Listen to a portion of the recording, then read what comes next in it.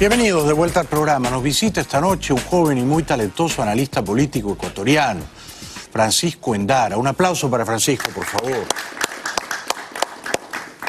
Bienvenido. ¿Cómo estás, Francisco? Un gusto, Jaime.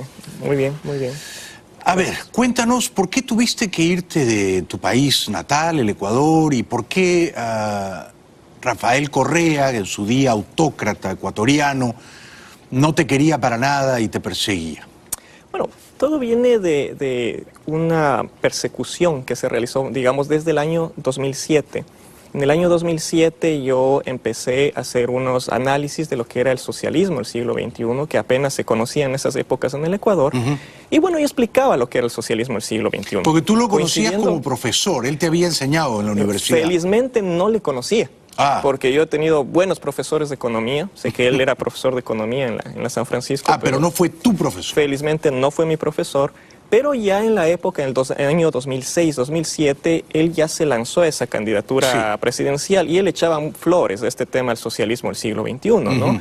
Que, bueno, es creado, aparte que es creado por un alemán, pero él decía que era un socialismo muy latinoamericano. No sé de dónde sacaba, pero cuando uno cogía el libro El socialismo del siglo XXI y leía lo que decía, era el mismo comunismo. Era exactamente, es un proyecto leninista, marxista, solo que le cambia los nombres de algunas cosas. Sí, sí. Ahora, como está de moda con todos estos comunistas que se llaman demócratas, le cambian el nombre al comunismo y se llaman demócratas. Claro. Correa le cambió el nombre al secuestro y dijo, no se llama secuestro, se llama retención. Bueno, es todo un proceso de deconstrucción que ellos están haciendo.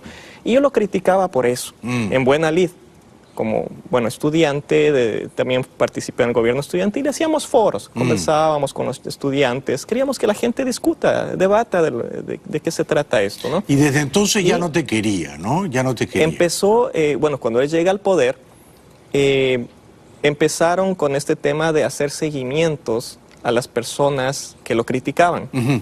Entonces, o sea, te espiaban, te escuchaban el teléfono y eso. Bueno, no puedo decir con certeza que me escuchaban el teléfono. ¿Qué cosa era un seguimiento? Pero sí me di cuenta que tenían muchas fotos de eventos en los que yo o participaba o había sido invitado o yo lo había realizado. O sea, tenía gente de inteligencia que te seguían.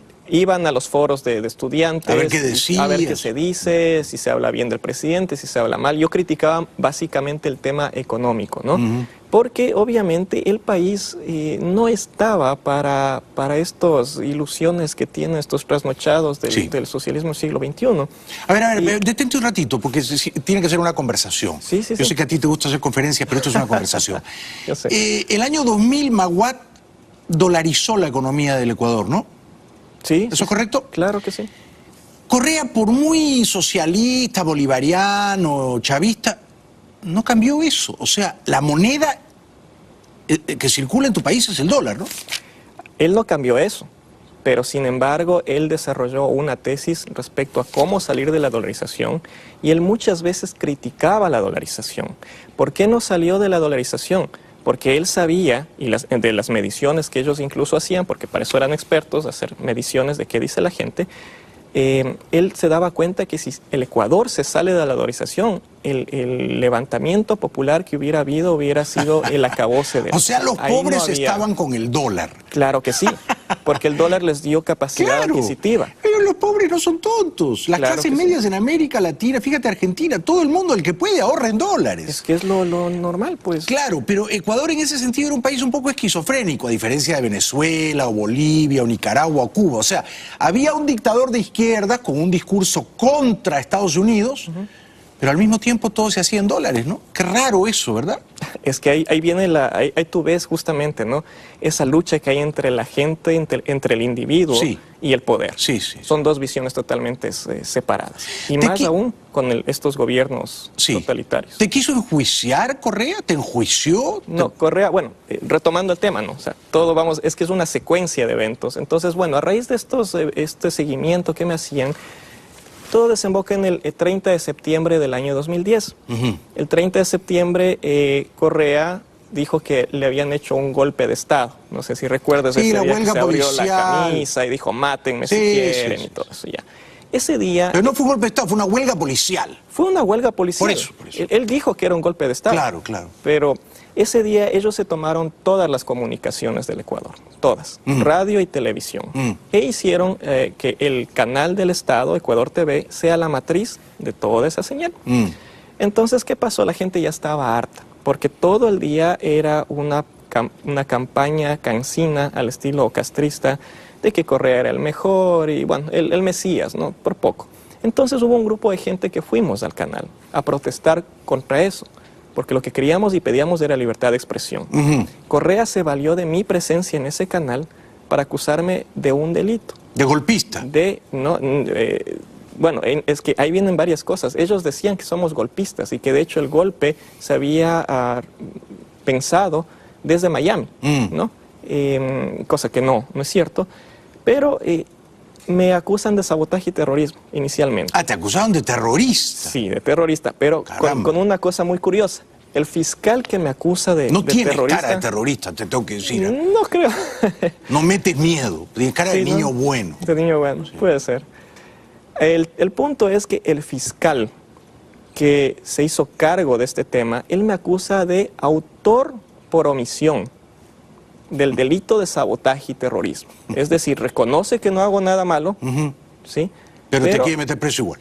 No, pero que debía haber detenido a la gente, dice. Debía haber detenido a la gente de que haga la protesta. No, rompieron una puerta, entraron al canal, es cierto que hubo gente que entró rompiendo la puerta del canal. Tú no entraste violentamente con ellos. Yo no entré y eso está clarísimo en todos los videos. Es más, yo llego después de que sucede todo eso, lo que sí hay unas tomas que se me ve que estoy entrando en el canal, pero usan eso para manipular y decir que yo he estado pues causando... Asusando, provocando el desorden, atizando el caos. ¿No? Claro. ¿Y cómo cambió eso tu vida? Obviamente fue un cambio bastante drástico, porque luego de eso me condenaron ya en las siguientes etapas. En la siguiente etapa me condenaron de haber aplaudido. En la sentencia dice literalmente... ¿Haber aplaudido a quién o a qué? Haber aplaudido al colectivo... Que entró al canal. Que hablaba o gritaba en contra de Correa, que decía ciertas cosas en contra. ¿Y es verdad que tú los aplaudiste? Debía haber aplaudido, sinceramente. Esa noche yo ¿Qué cosas gritaban? Bueno, decían fuera Correa, fuera. Era como Correa, una cosa dictador. muy plausible. Pero por lo que sucedía, claro que sí. Cosa increíble que un grupo de personas grite Correa dictador y tú los aplaudes y todo eso es un delito. Y eso es un delito. ¿Cómo va a ser un delito eso? Hay mucha gente que le puede parecer esto que es una mentira, pero está la sentencia. Yo incluso la envié la sentencia a la producción, no sé si la leíste, pero ahí está. Dice claramente, dice que es necesario destacar que en el caso de Francisco Andara, su rol no corresponde ni al autor ni al consumador del delito de sabotaje y terrorismo. Pero dado que en un momento aplaude en señal de aprobación a la protesta. Qué chiste, por Dios. Qué chiste. La sentencia seguro la escribió el propio Correa sentado en el inodoro, ¿no? Seguro. Claro, porque cuando, digamos, hay que entender que los dictadores no tienen poder judicial. El poder judicial es su hígado, su bilis. Es el poder judicial, el hígado del dictador. Y entonces, ¿a cuántos años de cárcel te condenaba la sentencia? En un inicio quisieron condenarme a 8 años. 8 años de cárcel. En la primera instancia. En primera instancia. Pero la jueza, muy benevolente la jueza, dijo que como yo no había tenido antecedentes antes, obviamente yo nunca había estado en esos problemas. Vamos a darle 7. A 4 años. Entonces, generosa la jueza. Muy generosa, muy generosa. 4 años por aplaudir. No, en ese momento era por el delito de sabotaje y terrorismo. En la siguiente etapa, los jueces, al ver que no hay pruebas, dicen le vamos a dejar en 2 años por aplaudir. Es que todo es una secuencia, todo es una manipulación. ¿Y te capturaron? ¿no? ¿Te detuvieron? Bueno, antes de que inicie todo el proceso, me detuvieron unas horas para investigaciones, entre comillas, que igualmente no encontraron nada y yo estuve en libertad. Pero no llegaste a ir a un calabozo, encontraste la manera de evitarlo.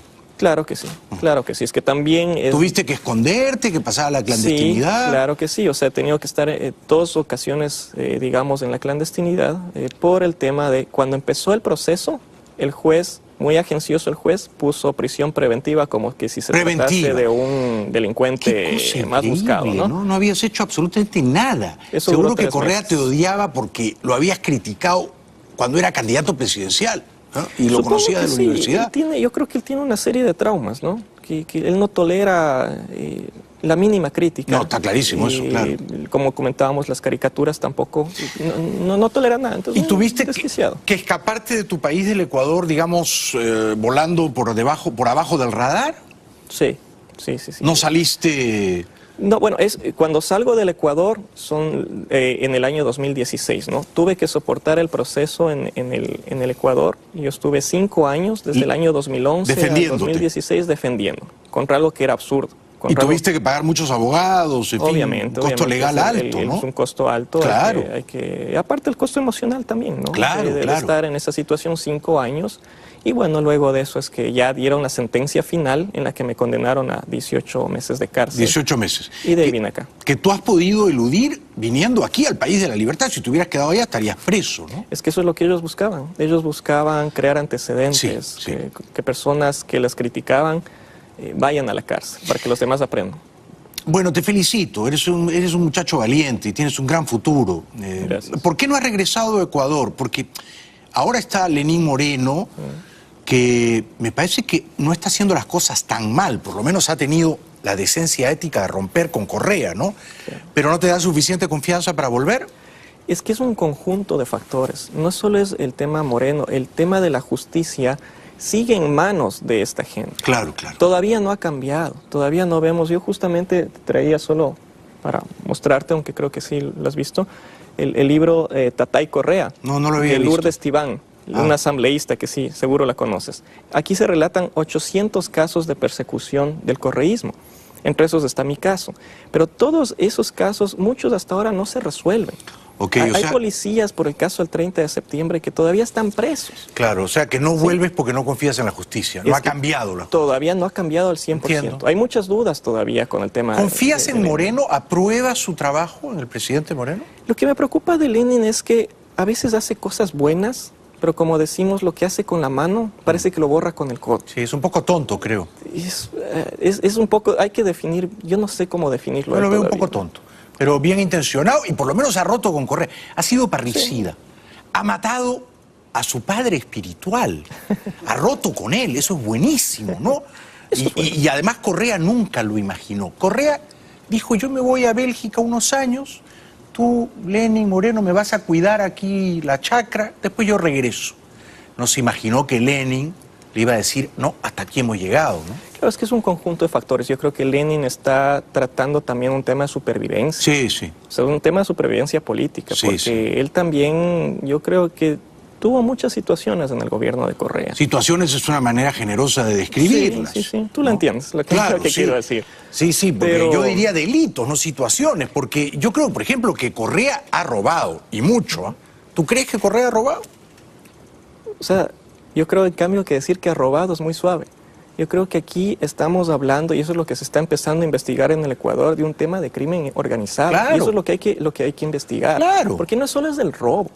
¿Sí? Hay muchas cosas que hay detrás. Y no solo es el tema de crimen organizado, digamos, del gobierno, cómo se pudo haber manejado, sino es la relación con otros gobiernos, como el caso de Maduro o de Chávez en su época, sí. ¿no? Por ejemplo, alguna vez se intentó hacer el tema del Sucre, de las cámaras de compensación, algunas relaciones con Irán. Solo lo de Odebrecht, Francisco. El tema de Odebrecht también. Ahí estamos hablando de 30 o 40 millones de dólares en sobornos. Es imposible que Correa no supiera de eso. No, sobre todo cuando él decía que él controla todo. Por eso. Él es el que controlaba el poder ejecutivo, el legislativo y el judicial. Claro. Y aparte que es curioso, él tenía espías por todo lado, ¿no? Todo lo tenía vigilado, sí, todo. Sí. Cuando le convenía, sacaba todo lo que quería en las sabatinas. Hasta en una entrevista con un periodista le sacó un tuit que él había retuiteado el tuit. O sea, hasta ese nivel él sabía. Y lo de Glass no sabía. Porque es muy intolerante con la crítica, ¿no? Muy intolerante. O sea, en eso es distinto a Maduro. Por ejemplo, Maduro le pregunta por los bomberos que grabaron al burrito en la estación Emery. Maduro dice, tú has salido de nivel, compadre, no te voy a responder. Correa no, Correa sí hubiera respondido. Si hubiera tomado media hora, ¿o no? Media hora. No, yo justamente estaba viendo el video y recordaba ciertos eventos que pasaron con periodistas en el Ecuador. Sí. Y es el mismo patrón. Había casos en los que el periodista, por ejemplo, un periodista alguna vez le preguntó y le dijo, vea, señor Correa, se tiene cierta evidencia de que su hermano, bueno, está involucrado en casos de corrupción, Fabricio. o le ha dicho algo, sí. ¿por qué no lo enjuicia? Correa dijo, porque no me da la gana. Porque no me da la gana. Claro. En otro caso similar, le hicieron una pregunta y Correa dijo, oiga, señorita, ¿y usted de qué canal es? La periodista dice, de Teleamazonas. Ah, es que esa es la prensa corrupta. Claro. Muy parecido a lo que acabamos de ver con Maduro. Muy parecido. O sea, yo no sé si es el guión castrista que ya los tiene... Tienes un punto, tienes un punto. Claro. Pero Correa, lo mismo que Maduro, también odiaba a los humoristas, ¿no? O sea, yo recuerdo que ha perseguido judicialmente a un señor humorista por unas caricaturas que salieron en un periódico. O sea, él hacía esas cosas, ¿no? Él hacía esas cosas. Y él multaba periódicos, ¿no? Es que para eso montaron todo el aparataje del gobierno. Estaba esta Secretaría de Comunicación, que si había algo que no le gustaba al gobierno, era multa. Incluso llegaron al caso de que si había algo que no se publicaba, pero ellos querían que se publicaba, o que creían que debía haberse publicado, había multa. El caso del periodista Javier Bonilla. ¿Te multaban?